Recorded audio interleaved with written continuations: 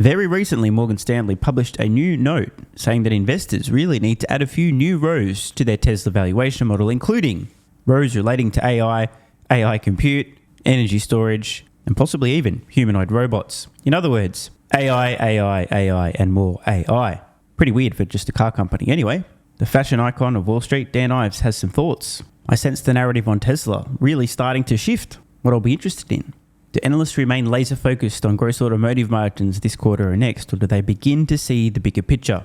Joining me now to make his case, Wedbush Securities Managing Director Dan Ives. Just like, we talk about these big pay packages, it's like $1 billion, and it really is that. But to the point, if Robotaxi is the next big thing, do you think that this is the man who can lead Tesla to the future? And does Robotaxi, is that the thing that's going to make Tesla regain its $1 trillion market cap? Musk is Tesla, Tesla is Musk. And I think ultimately, right now, Tesla is the most undervalued AI play in the market. As much as Dan Ives loves his catchphrases, I say the same shit all the time too, so I'm not throwing stones here. On this, he could not be more right, in my extremely uninformed opinion. Just how undervalued, however, I don't think Dan fully appreciates. He recently made the extremely courageous call of suggesting that Tesla may in fact surpass a $1 trillion market capitalization, which it's already done in the past. Now, this contrasts with ARK Invest, who again 5 years from now expect Tesla's fair valuation to be around $8 trillion on the back of AI, autonomy predominantly. And Musk said over the long term, with the successful ramp of the Optimus humanoid robot, Tesla could have a market capitalization of $25 to $30 trillion. So totally agree. Definitely, again, based on my opinion, I don't think the market's appreciating even a fraction of Tesla's AI capability, nor their unassailable lead with autonomy, nor how that will allow them to make insane progress with the humanoid robot. So I agree in principle, but in terms of the scale, I still think Dan's playing around in the sandpit relative to Tesla's long-term potential. However, credit where it's due, he's describing this accurately, an AI company and quite an opportunity. I believe the AI component of Tesla could be worth $1 to $2 trillion alone. And this, in my view, this is really the beginning of what is going to be just a massive stage of growth for Musk and Tesla. August 8th, in my opinion, will be a historical day for Tesla. Okay, they unveil it August 8th. Any idea when production starts, when we would actually see robotaxis on the road? Look, I think over the next 18 months. This is something, we're not talking. So I just have to ask, the question just came to mind. What do you guys think is going to happen? What's going to be the overall reaction from finance media, analysts, investors, not just retail, but generally speaking, big institutions, money managers, to the Robotaxi unveil? How will Tesla stock react? Obviously, this event is a very strong signal to the market. The fact that the event's already been organized. It's Tesla saying to the world, we're ready. We're finally ready. Autonomy is just around the corner. So confident of this fact are we, that we're holding an event to unveil the actual products, and we'll begin producing them ASAP. So far, the stock market has not reacted at all.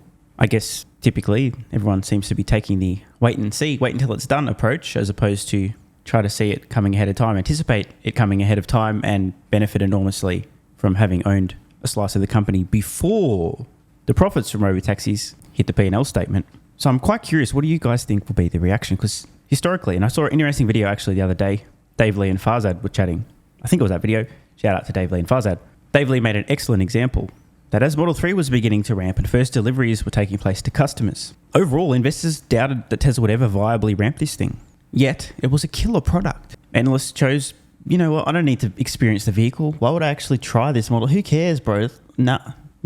Next minute, it goes on to climb the ranks and become the best-selling vehicle in this segment and that segment and blah, blah, blah. Then the variation, the Model Y, which Tesla told us would be coming, comes out, goes from product unveiled to first deliveries in almost no time because it shared a lot of parts and processes in common with Model 3.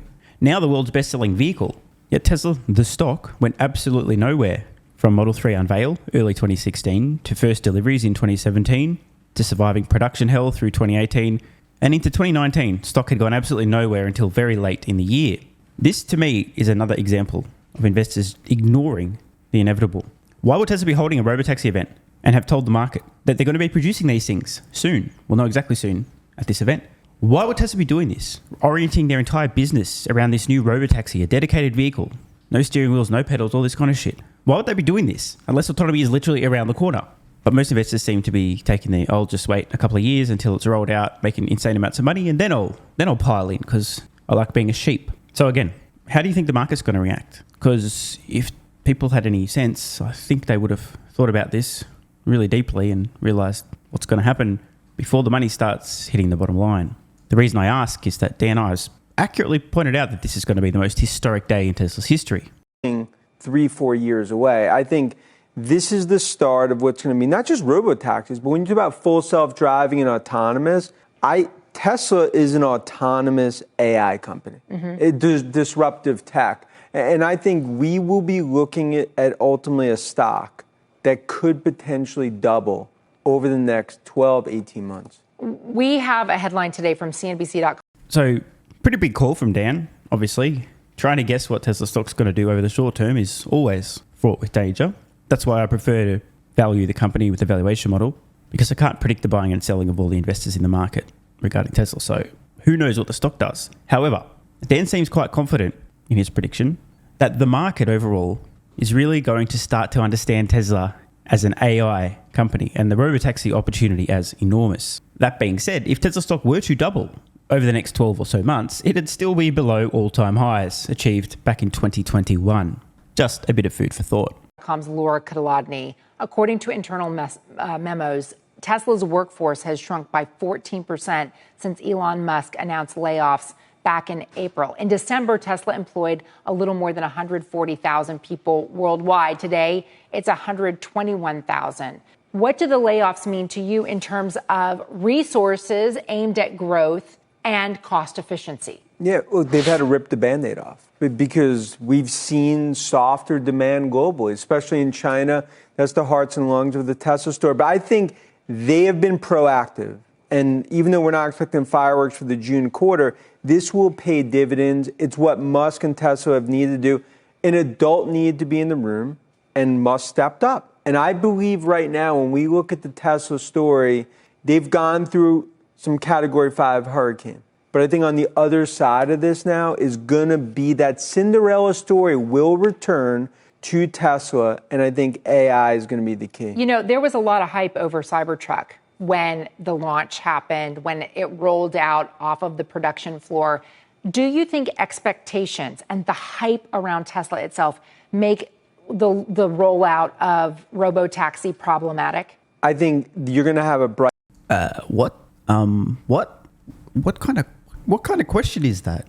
What? Brighter spotlight, like we see with Musk and Tesla. But from a core technology perspective, I believe this is really going to be the start of what's going to be a renaissance of growth for Tesla, not just on autonomous, but even on a demand perspective. Meanwhile, you've got like Ferrari moving into the EV space. The company's offering a posh new electric vehicle sports car that comes at a price tag of, I'm going to choke on this too, $500,000, set to be released next year. CNBC's Robert Frank sat down with Ferrari CEO Benedetto Vigna and says, well, here's what he said about the car and the demand for EVs. You know, the final judge will be the client, but I can tell you that more people start to try our electric Ferrari, and they have a good feeling. I believe that in the future, we will have clients that today are buying our cars, that they will switch to electric. Will they? I think they will. And I think this does, when you have a brand like Ferrari making a bet like this, it shows where the world's heading. And I think they're hedging their bets. In my opinion, Ferrari, it's the gold standard. And this is an important, something that a few years ago, never thought that you'd see this headline. Now, in all fairness, it was inevitable that all high-performance vehicle manufacturers would have to produce electric vehicles in the future because on paper, it is simply not possible for an internal combustion engine vehicle.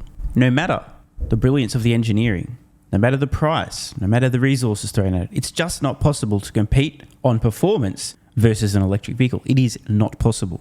I'm not going to give you guys an engineering/physics lesson here, but most of you will know. And when Tesla started producing vehicles, like the Model S Plaid in particular, the 0 to 60 time of sub 2 seconds, I mean, holy fuck, dude. Companies like Ferrari, Porsche, no doubt would have shit their pants and began scrambling.